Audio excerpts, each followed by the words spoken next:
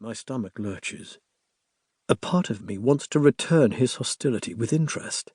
What right does he have to be so aggressive? He's the one suspected of a crime, not me.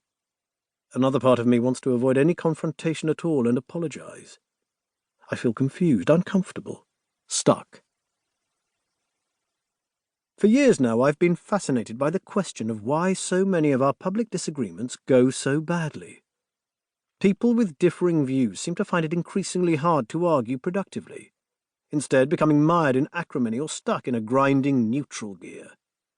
Then I noticed that the same problems apply to our private lives too, whether it's parents arguing with their children or workplace quarrels.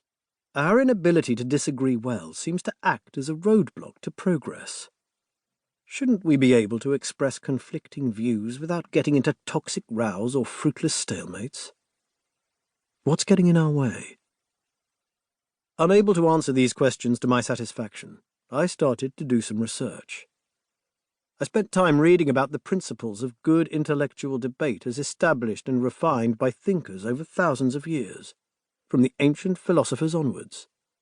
Principles like assume good faith, get to know your opponent's argument as well as your own, don't argue with straw men. It was wise and enlightening stuff, but something nagged away at me. Like healthy eating or exercise, it seemed much easier to know what you ought to do in disagreement than to do it. I grasped the theories, but the moment I got into a row with my boss or my wife or a stranger on social media, theory went out of the window. I came to think of productive disagreement not as a philosophy so much as a discipline and a skill. People are not logic machines. We are egotistical, proud, impulsive, insecure, and needy. Rather than being a pure exchange of opinions and evidence, an argument is nearly always entangled with how we feel about each other. That's not necessarily a bad thing. Emotions can help us fight our corner or make us sympathetic to another's view. But emotions can work against healthy disagreement too. Primordial instincts kick in, clouding our minds and distorting our behavior.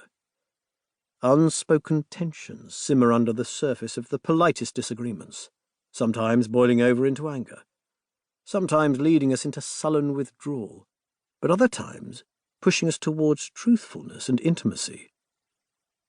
When we disagree, we bring the whole of ourselves to the conversation, head, heart, and gut.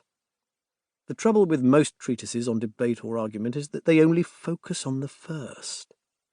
I wanted to address all three.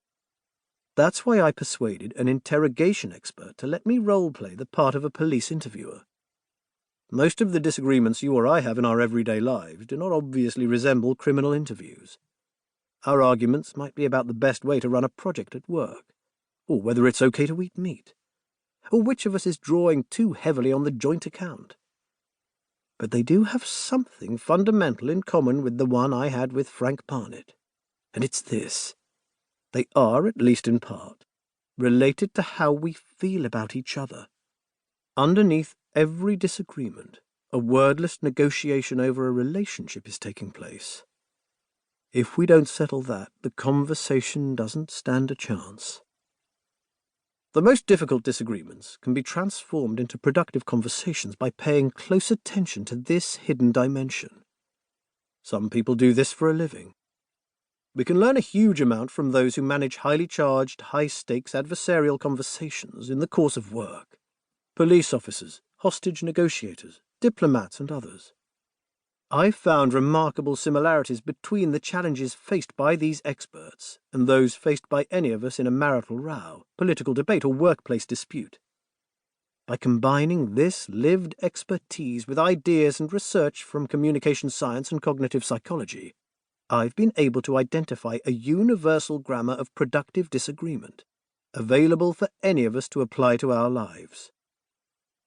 In the course of doing so, I've not only role-played the part of a criminal interrogator, I've travelled to Memphis to watch cops being trained in how to handle tense encounters on street corners, where the prospect of violence is never far away. I've talked to divorce mediators about how they get two people who can barely stand to be in the same room as each other to come to an agreement. I've asked therapists about how they talk to patients who resist every piece of advice they are given, and I've learned how hostage